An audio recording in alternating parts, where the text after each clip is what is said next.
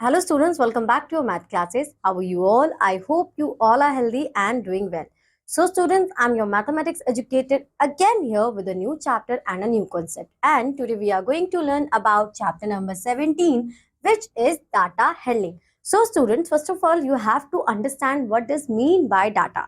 So data means it is a kind of information which you collected on a particular type of question. For example, you have a group of 10 students and you want to ask the favorite color of them. So what you do, you ask them, but your question will remain same. Your question is for about favorite color, not for favorite actress, not for favorite actor. So your information will remain on a particular topic. Then that is your data. So when your students, when your peer group tell you about their favorite color, so somebody say black, somebody say green, blue, pink. So this is a kind of information which you collected by your peer group. Next we have handling. Handling means when we arrange this data to represent, to interpret it. For example, you want to know that how many students like black color. So what you do, you count them, right? Okay, Prashant do that. Prashant say black color, Ria say black color. So this is a kind of interpretation you do and represent to somebody else. In this process, you have some different methods which we are going to learn in this chapter. So I hope so you get the whole gist about this chapter. And now we will start this chapter. So we use, first of all, we start from pictograph. We can use diagrams to represent it. We can use diagrams to represent information related to numerical facts. Such diagrams are called graphs. Thus, a graph is a pictorial representation of some facts. These graphs are also called pictographs. So when we use pictures to represent our data, that is called your pictograph. As it is simple, because pictograph we have a guess that picto stands for pictures only. Okay, so now visitors to the fair. So Monday we have, and now it means this smiley face represents 5,000 people. So 1, 2, 3, 4, 5, 6, 7. 7 multiplied by 5. So total we have 3,35,000 visitors on Monday. 1, 2, 3, 4, 5, 6. So as it is, you can simply multiply it with 5,000 and you will get your answer. Now we will start what is your data. The information in the form of numerical figures which is used to represent things, to record information, it's called data. So when we use numerical numbers to record information, that is called your data. Now we are going to learn about the bar graph. A bar graph can be drawn upwards vertically or sideways horizontally. A bar graph is a kind of graph that shows information in bars. It is a way of showing a set of data so that comparison can be made quickly and easily. Bar graph means you can simply say rectangular pillars we have. So you can represent your data with the help of rectangular pillars, and rectangular pillar means your bars. We call them bars. Now by using these bars, you can simply compare these values for January, February, March month, number of houses constructed. So that is in this way you can simply take a comparison between the data. From the above graph, we quickly say that 2 houses were constructed in January, 1 was constructed in February, 5 in March, and 7 houses were constructed in April. So if the bar graph is drawn sideways, you make the comparison along the horizontal axis, merry-go-round, motor cars, roundabout, toy train, and swing. So this is the data for children at a fun fair, what they toys, what type of games they like. So merry-to-go-round we have 32, and motor cars we have 28, roundabout we have 36, and toy train we have about 16, and swings we have 20. So in this way you can interpret your data with the help of bar graph. A bar graph can be used to show more than one set of data. The bar graph shown below shows sets of data, the number of boys and girls with perfect attendance for 3 months last year. Now, this is your double bar graph, because in this section you mention your data, representing your data with the help of 2 bars, right? So that's why this is your double bar graph. And this yellow color, light yellow color is represented for girls, and light green color is representing boys. This is the attendance chart. So in January, girls have 14 and boys 18. So 9 boys had perfect attendance in February, and 14 girls have perfect attendance in January, and 8 boys have perfect attendance in January. So in this way, you can interpret your data and represent it. To present pictograph data of a large number of people, information regarding the occupation gathered from the guardians of 380 students is shown in the following table. So these are the occupation. We have private service, government service, farming, or other occupation. So 80 students, 80 guardians follow private services and 60 government services, farming 140, and other occupations is 100. If we represent this information in pictorial form, it is difficult to make about 100 pictures in a row. Study the following steps to prepare the information in a pictorial form. So we have to take a picture, we can represent it to make it easy, because if we have 80 guardians in private services, so we have to draw 80 pictures. That is very difficult for us. So find a suitable number that divide all the given numbers. For example, 20 is a suitable number for the data given in the table. You can divide.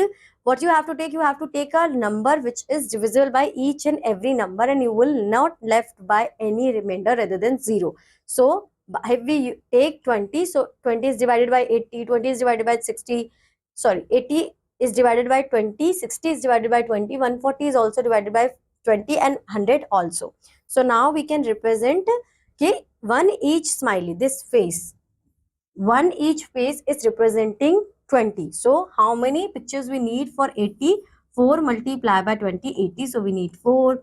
60 divided by 20 is 3. 140 divided by 20 is 7. And 100 divided by 20 is 5. So these are the number of pictures we need to represent this information into pictorial graph. And private services, we have to draw 4 faces. For government services, we have to draw 3 faces.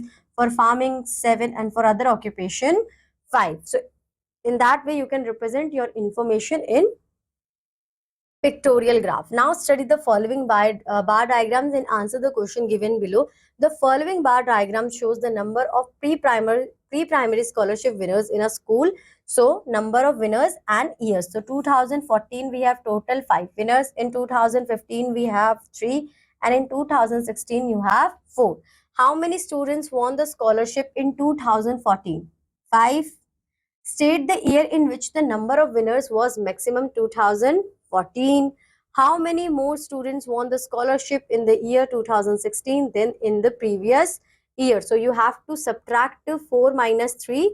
Your answer is 1 more student won the scholarship than the previous year. From 2014 to 2016, we have 12 students have won the scholarship. Now a database can also be represented as shown below. Let us find out the breakfast habits of some children in a class. So Mayank eat toast, egg and tea. Ayush cereal, egg and milk. So in this way you can represent your data in table form as well. Now we have frequency. The number of times a particular observation occurs in a data is known as frequency. If an observation occurs 8 times in a data, then its frequency is 8. How many times a particular number is repeated again and again, that is called your frequency. For example, vanilla, it's repeated 13 times. So the frequency is 13. You can also represent this 13 by using telemarks, which we already do in our earlier classes. But if you forget it, let's have a look on it. For representing 5, we have to represent 1, 2, 3, 4. First, we have to make 4 vertical lines and 1 diagonal line to cross it. It means a group of 5. So next 5, then 5 and 3. So total we have 13. Okay, students. For strawberry, we have 20. For chocolate, we have 14, and orange, 8. Now we have our exercise 17.1. Read the following bar graph and answer the question. In which month was the rainfall maximum? So August bar graph has showing riser. So 35 August. August is our answer. How much rain was recorded in the month of May and June? So in May we have 15, and in June we have 25. Why I'm writing 15 and 25? Because May lie between 20 and 10. That's why we are considering 15. And in June is lie in between 30 and 20. So we are considering 25. Which month shows 30 centimeter rainfall? So 30 centimeter rainfall shown in July month. What is the total rainfall in centimeter from May to August? So here we have 15, 25, 30. In August, we have 35. So you just have to add them together. 35 and 25, 60, 60, 30, 90, 90, 15 is 105 centimeter. Okay. The following bar graph shows the population in lakhs of 5 cities in India in a particular year. So you have to read it and you have to interpret it and answer the question same as I do by reading this bar graph. Now we have read the pictograph and answer the questions given below. This each ball is representing 10 marks and half ball is representing 5 marks. So English we have 1, 2, 3, 4, 5, 6, 7. 7 multiplied by 10 is equal to 70 marks. 1, 2, 3, 4, 5, 6, 7, 8 and 8 is 80. 80 plus 5. 8 multiplied by 10 is 80 or 80 plus 5. Half circle, it's representing 85 marks. Next 1, 2, 3, 4, 5, 6, 7 and half means 75 marks. 1, 2, 3, 4, 5, 6, 65 marks. 1, 2, 3, 4, 5, 6, 7, 70 marks. Now, how many marks does each student get in mathematics? So, how many marks? 85. How many marks does he get in Hindi? So, Hindi he gets 70 marks. Each paper is of 100 marks. How many marks does he get in all subjects out of 500? So, you have to add them together. 75 and 65 is 80, 80 plus 60, 140, 140 plus 70, 210, 210 plus 70, 280 and 280 plus 85. 5, 6, 1, 365. So total marks is 365 out of 500. Now, in which subject does he get minimum marks? So minimum marks in English and social science. In which subject does he get maximum marks? Maths. How many more marks does he get in mathematics than science? So in mathematics and science, 10 more marks. 85 minus 75. What is the total marks obtained in English, mathematics and science? English, mathematics and science. 85, 75, 160. 160 plus 70 is 230. Total marks are 230. Next, you have again a pictograph. Now you have to interpret this and write the answer. Write the number shown by the tally marks in each. So this pair is representing 5. So 5, 5, 5, 15, 15, 5. So 1, 2, 3, 4. 4 multiplied by 5 is 20. 5 plus 5, 10. After 10 we have 11, 12. So 12. So in same way you have to write your answer for question number 5, and in question number 6 you have to draw the tally mark. So how can you write? 20. 1, 2, 3, 4 cross. 1, 2, 3, 4 cross. 1, 2, 3, 4 cross. 1, 2, 3, 4 cross. For each is standing for 5, so you have to make 5 group of it. The tally chart shows how many fruits of each kind were sold during day. Use the information from the tally chart to answer the question. So apples we have 5, 5, 5. 15 plus 1 is 16. So how many orange was sold? So 5, 5, 5, 5 means 20. This is your 13 and this is your 9. Now you can easily answer the questions you have in this. Now we are going to learn about the average. Average is a number which gives us the central or middle value of a particular data. Add all the quantities and divide by the total number of quantities to get the average. Sum of all the quantities and number of quantities. So what you have to do, how many observations you have, first you have to add them, and number of observation you have to divide with it. So what is the average consumption of milk in a week? What are your average marks in all subjects? What was the average temperature in the week? For example, Mrs. Gupta spent 86 rupees for medicines on Monday, 100 on Tuesday and 120 on Wednesday. What is the average amount of money she spent on these 3 days? So first you have to add 86, 100 and 120. By adding this, your answer is 306. Now 306 divided by 3 is 102. Why we are dividing it with 3? Because we have total 3 numbers, 1, 2, 3. So 306 divided by 3, your answer will be 102.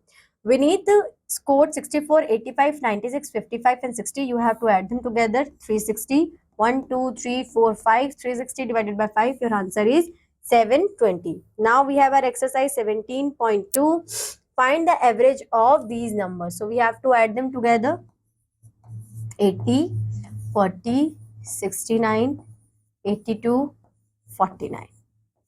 9, 9, 18, 18 plus 2, 21, 2. 8, 4, 12, 12, 6, 18, 18, 4, 22, 22 plus 8, 30, 30 plus 2, 32. यहाँ पे 320 आएगा students.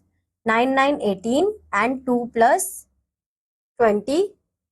8, 4, 12, 12 plus 6, 18, 18, 22, 22 plus 8, 32. So now you have to divide it 1, 2, 3, 4, 5. 320 divided by 5.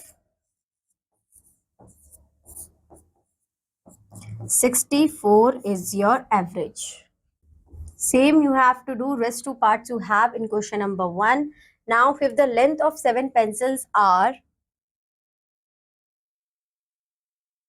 26, 28, 19, 22, 20, 32. After 32 we have 28. What is the average length of the pencil? So 2, 8, 10, 2, 8, 10, 20, 20 plus 9, 29, 29 plus 6, 35. 3, 5, 2, 4, 6, 8, 10. After 10, we have 4, 14, 14 plus 3, 17. So we have 1, 2, 3, 4, 5, 6, 7. 175 divided by 7. So you have to take 2 minus 5. 25 is your average. So in same way, you have to solve rest of the questions you have in this exercise. You just have to add your observation and divided it number of observation. After this, you have to put your time on your revision, and this is the end. After this, you have to put your time on revision, and this is the end of your chapter. I hope so, student, this chapter is clear to you. If you have any doubt, so do one thing, repeat your whole concept one more time, and then you will find your all doubts are clarified. So now I'm going to meet you in your next class. Till that, bye-bye. Have a good day.